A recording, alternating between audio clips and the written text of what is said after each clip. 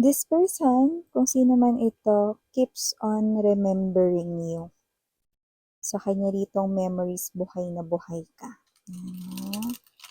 So, though you're far away, because I definitely get that distance between you guys. Though you're far away, malayo kayo sa isa't isa. No? This person here, buhay na buhay ka sa kanyang mga alaala. No?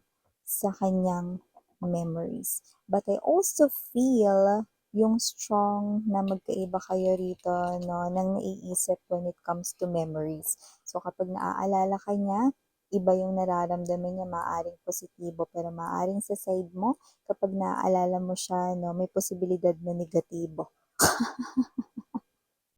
ang naaalala mo sa kanya. So, let us see.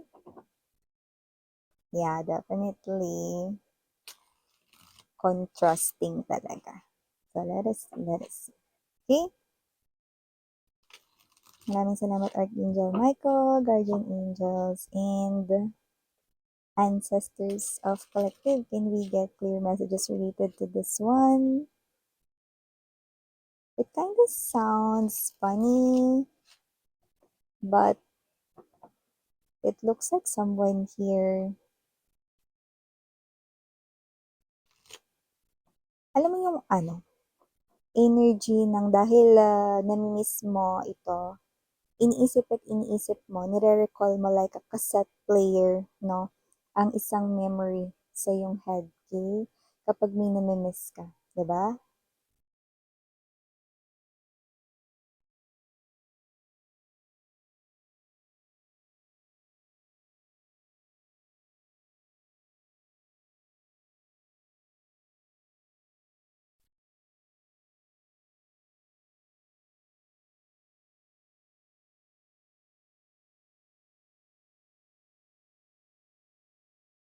Oh, the world energy, the star. Okay. Eight of Cups, no? Heavy rito, no? Okay, now we have the Devil and the Five of Coins. Oh, see that? Three of Swords now. Bottom of the deck, we have the Two of Swords. Okay, Six of Wands. And the Knight of Cups. Okay, look at this.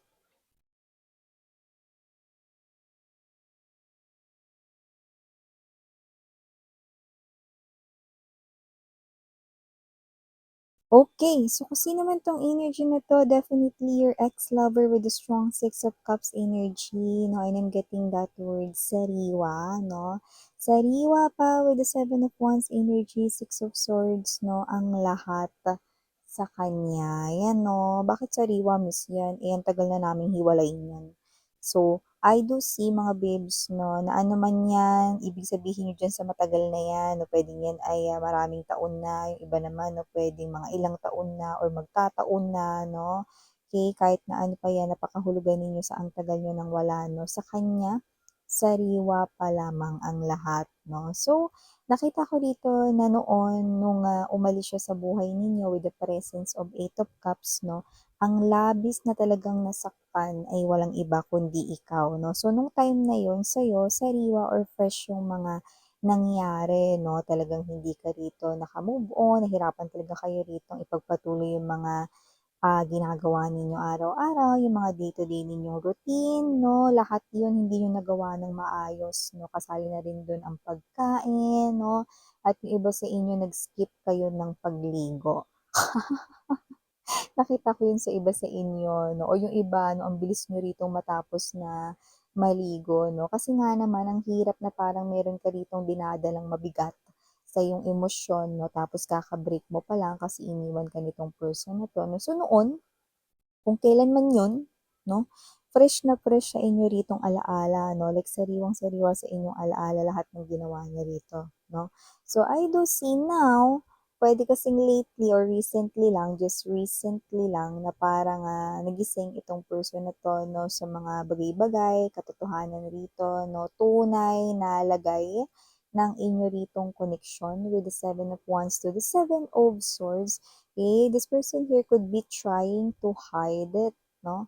Yung kanya rito na parang pangungulila sa'yo, no? Pero, ito ay talagang dumadagundong ang pangungulila niya rito sa'yo with the Ten of Swords, possible na meron ditong betrayal, no? At possible rito mga babes, na may energy na puwedeng merong third party with a strong devil, no? At ang third party ay none other than the other woman or the other man, 'no. So, nakita natin dito 'no, na kailan lang nagsimula na parang usigin siya ng kanyang konsensya 'no, dumagundong rito yung kanyang pangungulila sa'yo 'no, kahit sinusubukan niya na parang, ito ay alisin 'no, or iwasan, kalimutan, wag pansinin yung sarili niyang emosyon 'no, that longing para sa'yo 'no, with the Six of Cups, so nahihirapan siya rito, okey. Ngayon sariwa naman sa kanya ang lahat 'no. Noon, ang naghihirap yung damdamin ikaw, 'di ba, dito sa inyo ritong pagtatapos ng koneksyon 'no, with the world. Okay, ito talaga yung pinaka-main issue 'no, yung nagtapos yung koneksyon ninyo 'no, tapos hindi mo matanggap na nagtapos yung koneksyon ninyo dahil lamang 'no, sa iba, 'di ba? So, whatever the case may be 'no, parang yung energy wala naman talaga kayong as in matinding pinag-aawayan 'no, pero, eto nung dumating yung babaeng yun, nung dumating yung lalaking yun sa buhay niya, dun na kayo nagsimulang magkagulo, okey? So, dahil din dun with the World card energy, nagtapos ang lahat-lahat sa inyo, okey? Dun ka nagawang pagtaksilan ng person mo, okey?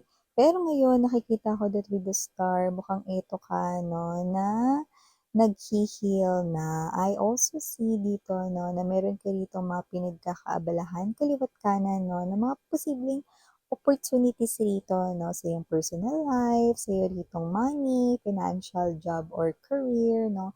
So, nag-e-explore ka dito 'no, nag-e-explore ka dito ng mga offers 'no, ng mga magaganda rito na offers sa life mo ngayon. So, bago natin ipagpatuloy ito, batiin muna natin everybody. Hi and hello there everyone, my name is Yan. Welcome new subscribers. So, tingin isang buyers, thank you sa inyong walang sawang love and support for me.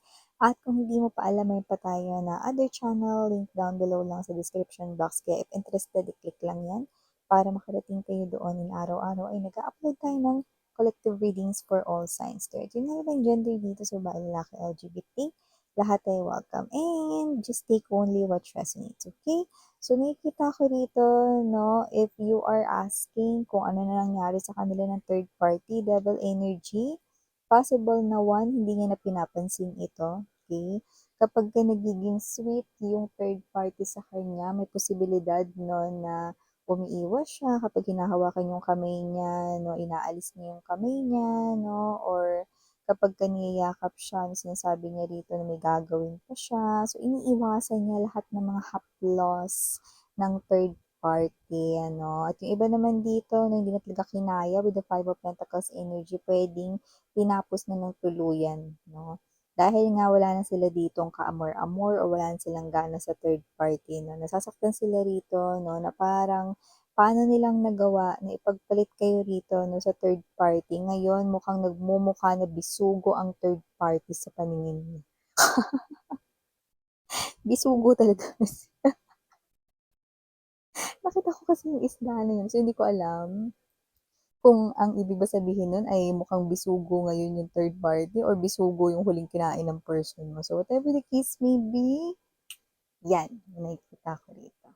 So, I'm also seeing right in here na that this person here ay somewhat Two of Swords energy, Six of Wands, and the Knight of Cups, no? Nasasaktan siya ngayon kasi mukhang alam niya or nakikita niya, nababalitaan niya na open ka na for um, what's this, open ka na for relationship, na open ka na for manliligaw, open ka na for entertaining someone new in your life, whether meron naman nanliligaw sa'yo, nagpaparating at nag-express ng pag-ibig sa'yo, adoration, no? Nalulungkot siya pero wala naman din siyang magawa. No choice rin siya with the Two of Swords energy, kundi ang masaktan na lamang ng palihim. Pero pagdating rito sa ka-obviousan ng kanya ritong pain, pagdating rito sa inyo na nakalaya na kayo from him or her, no, siya naman ritong obvious na obvious sa side ng third party, no, na para kasing ewan ko, dun niya ata binubunton sa third party yung buwisit niya.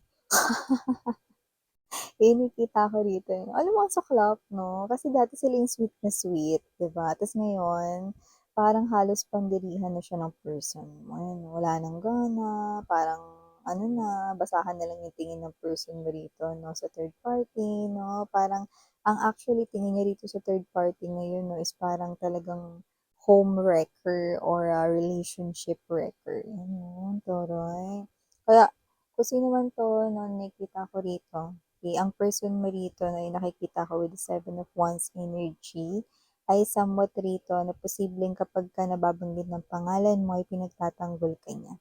Okay, kabaliktaran ng lahat ng mga sinabi niya sa inyo dati. Maaaring sa iba, ang kwento niya ay ikaw ang may kasalanan or dahil sa'yo kung bakit nag-end ang relationship ninyo para mapagtakpan ang pambabae or panloloko, panlalaki niya dito way back then. Pero ngayon, nakikita ko na pinagtatanggol ka naman niya sa mga ito. Okay, bagay na nililinis niya rito ng unti-unti ang name or pangalan mo na siya rin naman ang dumungis nun dati. No? So, good thing, inaayos niya na ito ngayon. Okay? Kasi that is only the least na pwede niya ritong magawa sa inyo.